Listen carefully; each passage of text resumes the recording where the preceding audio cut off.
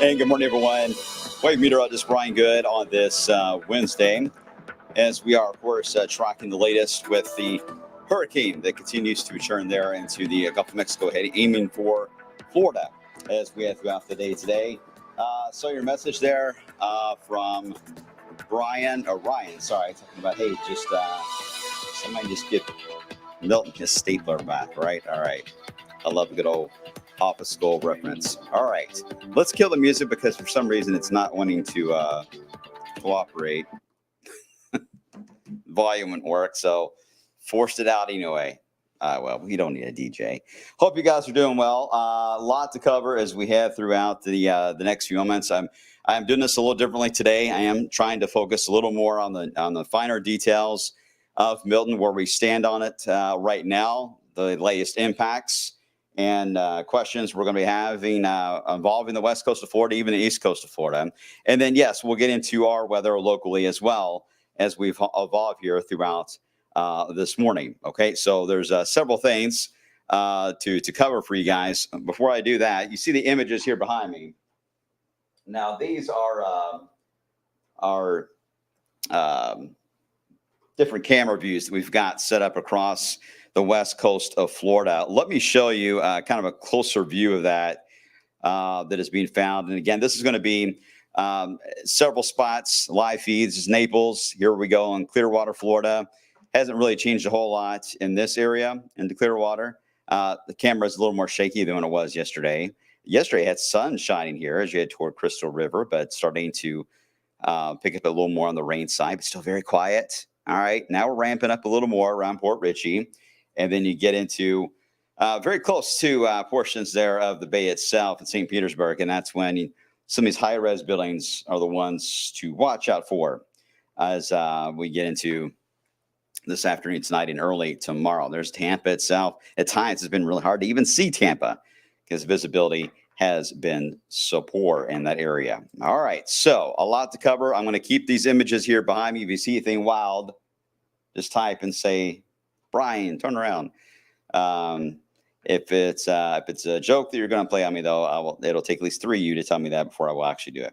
Okay, let's get into several meteorological factors on this, and we're going to start, as always like to do, with just the current setup outside here locally, and then we'll get into how this will play out down there into areas of Florida. So we're quiet here locally. We dipped to 50. Matching the coolest we've been for the late summer, early season. That was back on the 8th of September.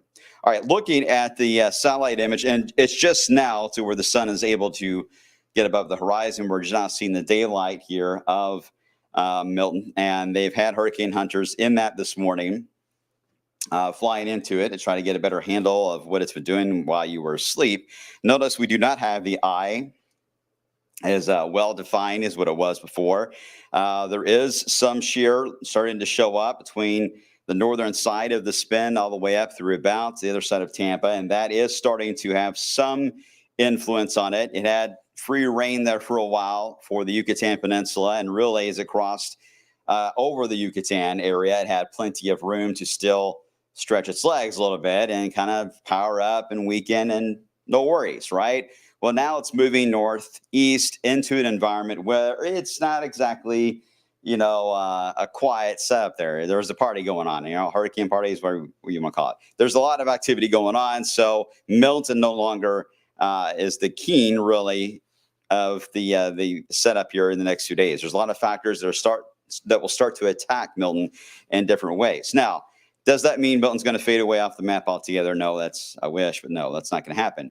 But it will start to change some of the characteristics of Milton. Some of those will be the idea of the eye. We may not get to a full picture of the eye again. If we do, to be much more brief in nature when it happens. Secondly, you're going to notice the size of Milton is going to quadruple. It was a relatively small hurricane initially. Pinhole eye. Anytime you get that pinhole eye, takes you back to some of the most powerful hurricanes we've had on record. It had that initially for the first round of category 5 level. And then we saw that eye replacement took place, and the new eye was a little wider. I would say about 9 to 14 miles wider.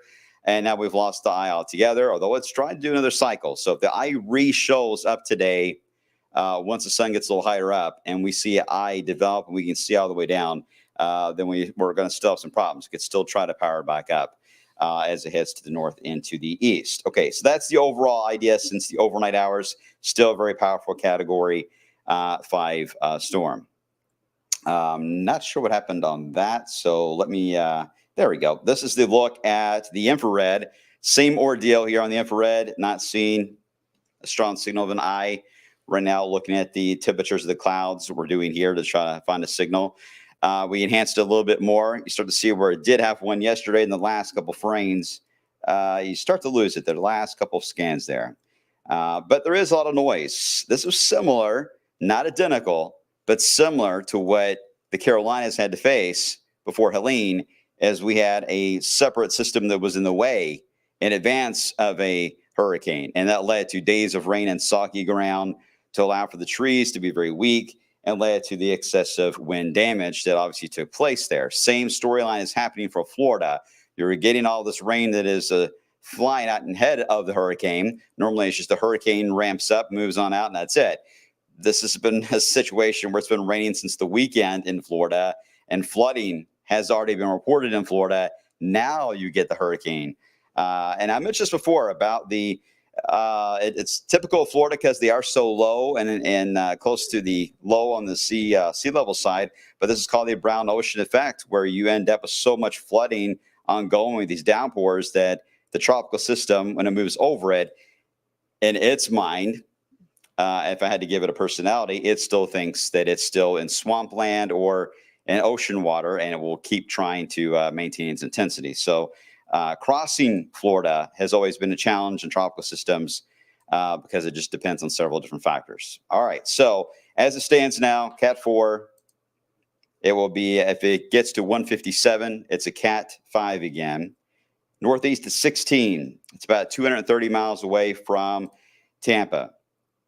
The track on this is very similar, Cat 4.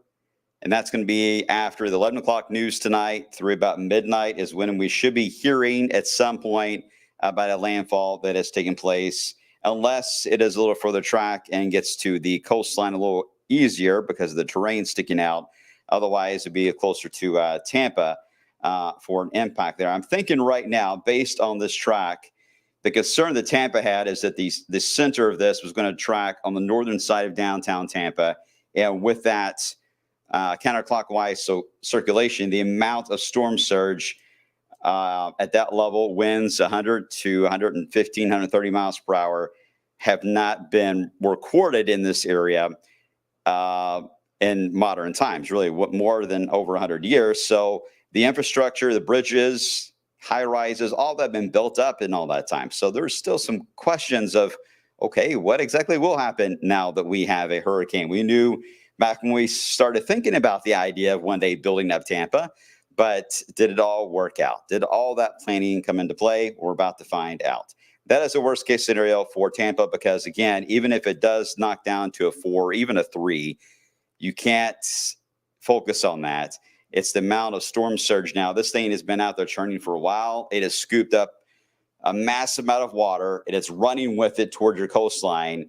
Yeah, you're telling it, okay, slow down. Okay, I'm going to slow down, but I'm still carrying the water, and it's still going to be a massive storm surge on the west coast of Florida. So the wind speed and the pressure idea, unfortunately, are relatively minor when it comes to impacts.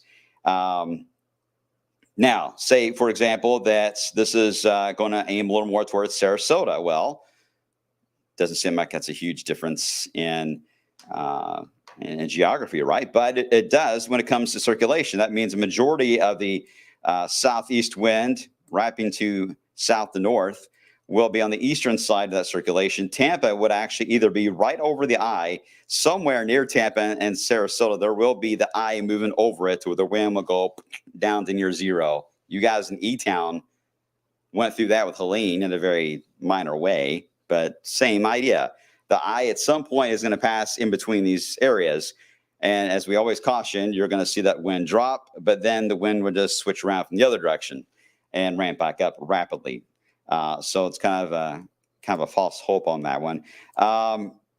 If the track does stay south of Tampa Bay, then a lot of the offshore flow would actually drain Tampa Bay, all the water out into the Gulf as well. Meanwhile, for those to the south, this obviously does not bode well for Fort Myers and Sarasota. If that trend to wobble a little more to the right keeps happening, that would then put you guys more at risk for an incredible amount of storm surge. And a lot of this water is not going to go all the way inland here over into Florida, but it will just allow for very heavy rainfall, as I'll show you that in a second, and the tornado threat, which will continue as well. Even all the way into Melbourne, Florida, there will still be hurricane force winds taking place. We get to the other side of Florida, and then finally it runs out of steam and leaves everyone alone. This is an area of low pressure. So really, it's only tonight through about mid-afternoon tomorrow. That's the rough part of all that we have to deal with here when it comes to Milton. Here's the radar view. We can now see at least the center of it. Here's where the eye is. This is a combination of all the tropical moisture was in Florida now becoming partners, if you will, with the eye or the center of Milton. So Milton's getting some help. And these bands really got to watch these. Even before the center of Milton makes it on shore, your tornado threat is just going to go up and up and up, especially Marco Island, Fort Myers, Key Largo, Key West, Miami, West Palm Beach, Fort Lauderdale. The tornado threat is going to be a big issue this afternoon, just based on where you're at east of the circulation. Otherwise, the rain has already been in Tampa. It's not going to let up today. It's going to be heavy rain all day.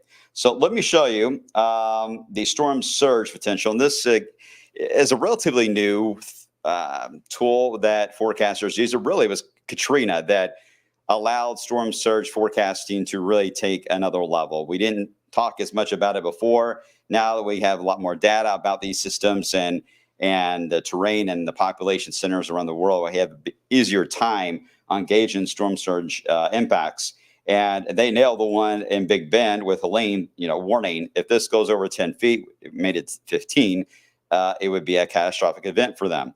Well, as we head into Central Florida, one of the worst areas, just because, again, you don't just have a beach. You have a beach, but you also have a bay that goes right into a major city there on the west coast of Florida. So you're taking the water in and you're allowing it a pathway to kind of follow you.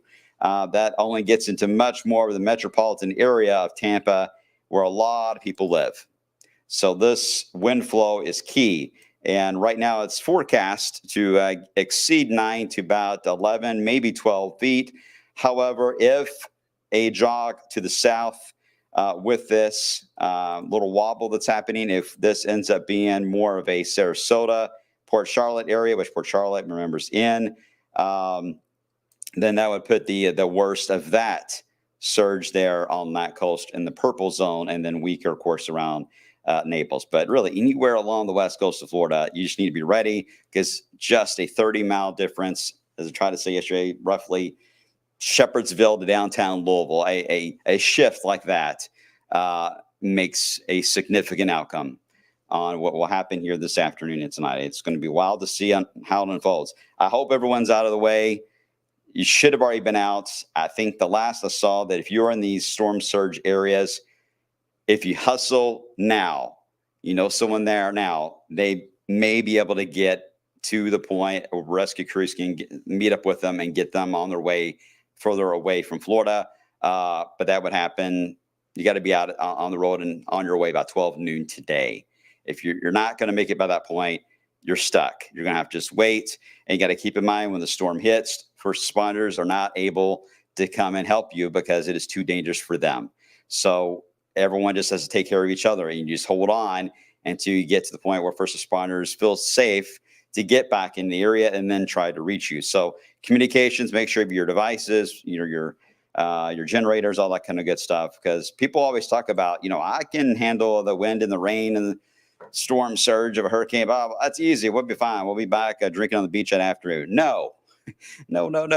It is what happens after the tropical storms and hurricanes. It is absolutely what needs to be talked about more than anything, because that's what a majority of people out there are not prepared for. It's how to handle all the communications with the federal government, with FEMA. What does it mean for you? What do you get out of the deal? Do you have flood insurance or not? Are you going to be allowed to get home? Do you have your documents to get a badge and a bracelet to get back into the zone to see if your house is still there? All that stuff you have to get figured out. So we stress out about our severe weather events we have in wave country. But I'm telling you, when you deal with this kind of a setup, it is really stressful because there's so many boxes you got to check to make sure you're safe. And this is the extended block today. Normally I wouldn't go on this long for Florida, but wave country has a very special connection to Florida. This is our vacation spot. A lot of us go to Destin, Louisville South. We go to Disney. We know this area well. So I want to make sure that we cover this a little more than we normally would to make sure that you're getting information out to your friends or family. Share this page, by the way, this live feed. If you have friends or family in Florida right now, and share this page, YouTube, Twitch, on X, and tell them to get on and watch it. It'll play back when I'm done here, but and any advice they have to pass it on into the chat. Everyone will have a chance to see even once I'm done there. Okay, so what is next after this?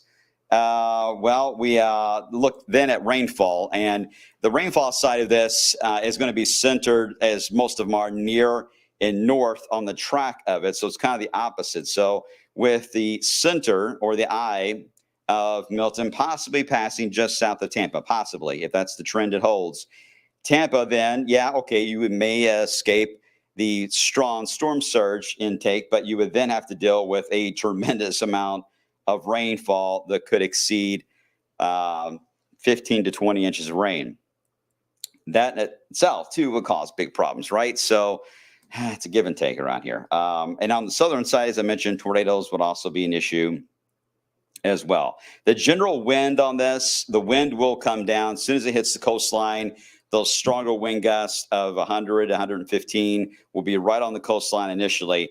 Florida overall has got enough of a terrain setup that wind field should begin to decrease on the scale on the high speed number. In other words, your 120, 130 gusts are going to really decrease. But there's a change. There's a compromise. And instead what happens is your wind field of 35 to 65 miles per hour, maybe up to 80, will then try to expand because the storm gets larger. So the focused area of very intense winds heading right into Tampa starts to fall apart as soon as it hits the coastline, but the wind field that is strong for wind damage, at least, not as powerful as over 100 miles per hour, it's still a strong wind, expands for the entire state. So it kind of evolves into a whole other beast, if you will, as it crosses the peninsula there. Okay, gets on out of here, moves out. Everyone gets back to hopefully some nice weather. Here's another future cast I wanted to show you guys. This is just I believe this may be the HER. I'm not entirely sure, but we'll play it out. And I did put the wind arrows so you see the circulation and areas you need to watch out for. And it really will depend on the eye. So I drew it rather large, but again, you could see that because the way it spins, the track is crucial because you don't want those arrows blowing that water onshore. And then you're on the other side of it, you see the water, it's offshore flow. But the circle I'm drawing, the spin, may be tighter than what I have. So I'm trying to not really be cartoonish with it, but help you with the storyline of what to expect. So that'll be this evening, anytime near sunset through midnight. We should get a landfall call of some sort. It will then be right over Disney World during the overnight hours tonight. And of course, as we head into Thursday, most of the center should be offshore all the way back into the Western Atlantic, and everything should be tapering down at that. It's very fast. At least it doesn't stall. Boy, that would be a mess. Okay, before I get into our lovely stuff, any questions I can try to answer for you guys about this today? Let's see. Judith, I know they shut down the Skyway Bridge last night. I was wondering if they can survive the hurricane. I'm not sure on particular bridges. I know when I worked in Charleston, I believe the Cats or the Ravenel Bridge was designed for a Cat 4 because of Hugo, last I heard. So let's see. Is it Tanya? Right? Tara or Tanya? I can't see on these screens. I'm so sorry. Saying that your brother's going to stay in Fort Myers. All right. Hope he's got a generator, have food, water, fresh water. The sewer systems will likely be down as well. Just make sure he's just ready to go days without getting immediate help. And then if you're able to do that, then I think it'll be okay. Let's see.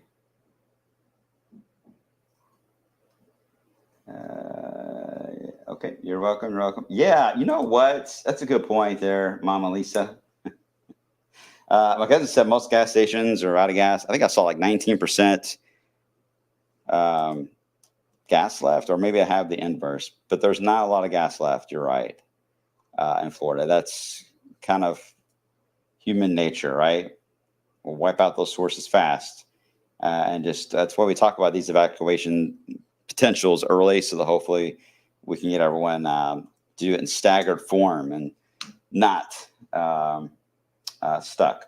Okay, so here's what I want to do real quick. I'm going to get into our longer term here locally. I think I've covered, type, let's see, it's type 43. Type 43, if you're okay with that explanation of Milton and Florida and what we're watching today. It is so hard for me to explain this, or any of us today to explain this in a 3-minute weathercast. So what you're going to see on TV is going to be just the nuts and bolts of the data as it comes in. It's really hard to get into those finer details of the track and impacts and the history of it, and what to do and power outages, that kind of scenario. Most of the airports, by the way, are closed in southern Florida. So you still got some time to evacuate next couple of hours, but you got to be on the road right now. All right. So I hope everyone that does have family or friends there, they're safe. If you do have someone there, they get through the storm and it's safe for them to do so. On the Wave Weather app, you by all means have them send us the video from that area. We'll show it here and show our viewers, especially if you have friends or family visiting there, and you would love for their videos to be shown here for our your relatives here locally to be able to see that. Let us know. We can make that happen. But first and foremost, we want you to be safe. So that's number one. And then when you're able to let us know what the reality was down there, let us know that as well, so that we can pass that along. Okay, there we go. Let's get into what I think you already see on the corner of the screen. It's hard to hide it. One too many clicks, right? We are going to have another Cool Wave Thursday night into Friday this week. You're not going to really notice it. But the one Sunday and Monday, you're going to notice it. Frost potential, maybe freeze, locked in for the upper plains, Midwest, certainly for the higher elevations into the Appalachians, but not quite sold yet here into Wave Country. Too early. Finer details on frost around here need a little more time in the oven to really pinpoint. But here is Futurecast showing this weekend when the front moves by. It did try, it still wants to. It can try.